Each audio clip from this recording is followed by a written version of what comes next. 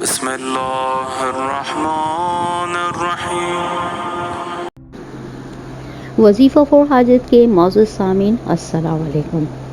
امید ہے کہ آپ خیریت سے ہوں گے۔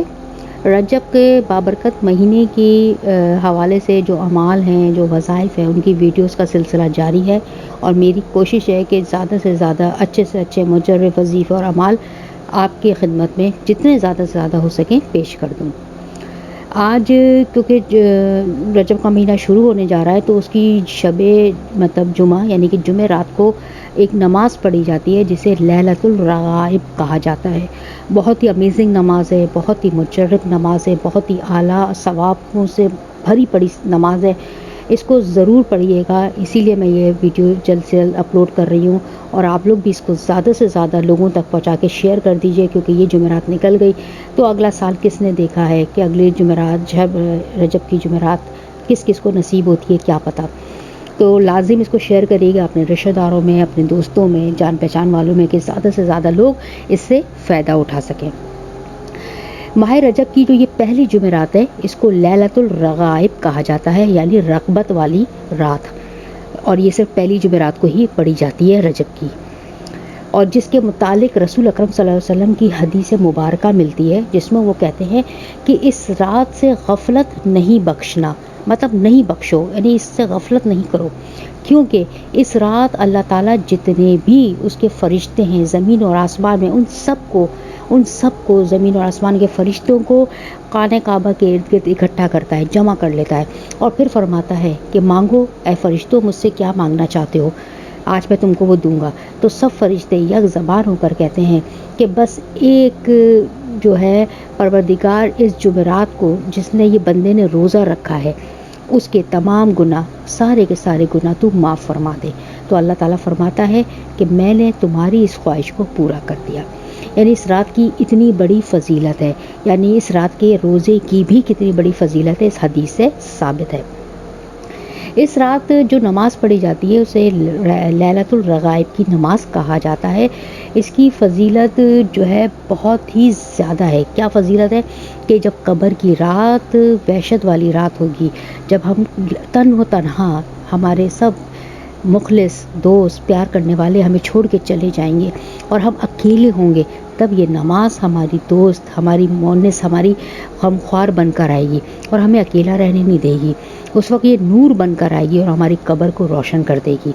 اس نماز کی اتنی اہمیت ہے، یہ تمام آپ کی حاجتیں قبول کروا دے گی۔ اس سے تمام آپ کے گھر کی منوستیں، نوستیں، بیماریاں، تکلیفیں، پریشانیاں سب دور ہو جائیں گی۔ اس نماز کو آپ خود بھی پڑھیے گا، اپنے گھر کے جو بندے جو بالغ ہیں، جو بھی بچے ہیں، میاں ہیں، شوہر ہے، بیوی ہے، جو بھی ہے، ان سب کو آپ ترغیب دیجیے کہ اس جمعرات کی نماز کو مس نہ کریں اور پڑھیں۔ اچھا جی، اس نماز کا طریقہ غور سے سنیے گا، اچھے طریقے سے سمجھ لیجیے گا، کوئی غلطی نہیں کریے گا، کیونکہ یہ رات پھر دوبارہ ملے نہ ملے اللہ جانتا ہے۔ یہ نماز آپ کو جو اس کا وقت ہے وہ جمعرات، یہ جو پہلی جمعرات رجب کی آ رہی ہے، اس کی مغرب اور عشاء کے درمیان والا وقت ہے، یعنی کہ مغرب کی نماز ادا کرنے کے بعد آپ نے اس نماز کو پڑھنا ہے۔ 12 رکعت یہ نماز ہے، لیکن آپ نے 2 رکعت کر کے اس کو پڑھنا ہے، یعنی فجر کی نماز کی طرح۔ پہلے 2 رکعت نماز آپ پڑھیں گے، پھر 2 رکعت نماز پڑھیں گے، پھر 2 رکعت نماز پڑھیں گے، اور اس طرح 12 رکعت آپ نے نماز کو پورا کر لینا ہے۔ یعنی کہ آپ نے یہ فجر کی نماز کی طرح آپ کو 6 دفعہ یہ نماز آپ کو پڑھنی ہے، فجر کی طرح پڑھنی ہے۔ بس فرق یہ ہے کہ پہلی رکعت میں الحمد کے بعد آپ کو 3 مرتبہ سورہ قدر، یعنی کہ انا انزلنا فی لیلۃ القدر، یہ پڑھنی ہے 3 دفعہ، الحمد 1 دفعہ، 3 دفعہ سورہ قدر، اور 12 مرتبہ آپ کو سورہ توحید، یعنی کہ قل هو اللہ احد، یہ آپ کو 12 دفعہ تلاوت کرنا ہے۔ یہ دوسری رکعت میں آپ کا، پہلی رکعت میں الحمد کے بعد 3 دفعہ سورہ قدر، دوسری رکعت میں الحمد کے بعد 12 مرتبہ سورہ توحید، یعنی کہ قل هو اللہ احد پڑھنا ہے، اور اسی طرح آپ کو نماز کو پھر ختم کر دینا ہے، اور پھر آپ نے ہر نماز کو ایسے ہی پڑھنا ہے، اور یہ 6 نمازیں آپ کی ہوں گی تو 12 رکعت آپ کی نماز بن جائے گی۔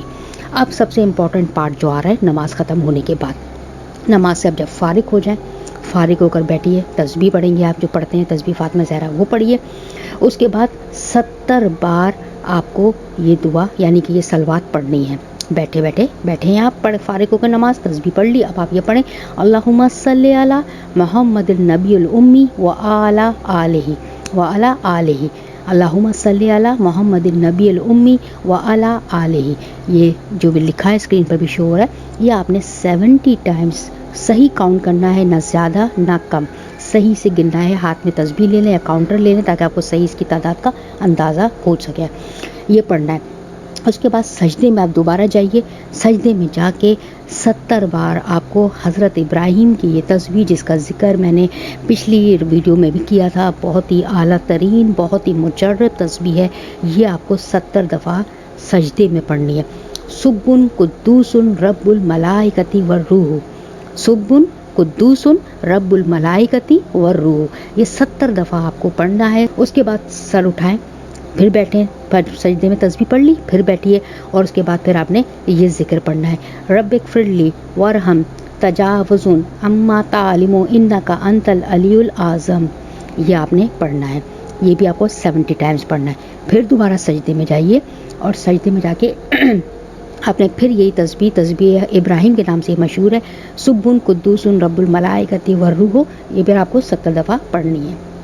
بس پھر آپ کے اعمال پورا ہو گیا, اور پھر آپ نے اپنی حاجت طلب کرنی ہے.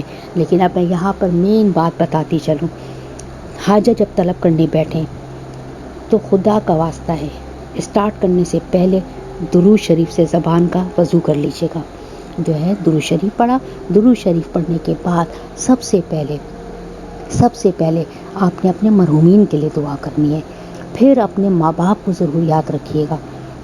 آپ کے ماں باپ چاہے زندہ ہوں چاہے حیات ہوں یا چھت فوت ہو چکے ہوں, آپ نے ان کے لیے ضرور دعا کرنی ہے. ان کے سب سے آخر میں پھر آپ نے اپنے لیے دعا کرنی ہے, اور پھر اللہ تعالیٰ سے پھر آپ نے وہی درود شریف پڑھ کے یہ تحفہ آپ نے اللہ میاں کی بارگاہ میں بھیج دینا ہے. آپ دیکھیے گا انشاءاللہ تعالیٰ کیسے آپ کی دعائیں قبول ہوتی چلی جاتی ہیں. میرے بہت اچھے ویورز ہیں جو مجھے لازم میری ویڈیو دیکھتے ہیں اور لازم اس کو جو ہے کمنٹ کرتے ہیں. ان کی میں تہہ دل سے شکر گزار ہوں, اور دل سے میں ان کو دعائیں دیتی ہوں کہ آپ لوگ مجھے اتنا اپریشیٹ کرتے ہیں, کمنٹ بھی کرتے ہیں, لائک بھی کرتے ہیں, ویڈیو کو دیکھتے بھی ہیں, اور کچھ سمجھ میں نہیں آتا تو پوچھتے بھی ہیں, اور اگر کچھ نہ بھی پوچھنا ہو تو حوصلہ افزائی ضرور کرتے ہیں. میں اپنے تمام دیکھنے والوں کو بہت تہہ دل سے شکر گزار ہوں.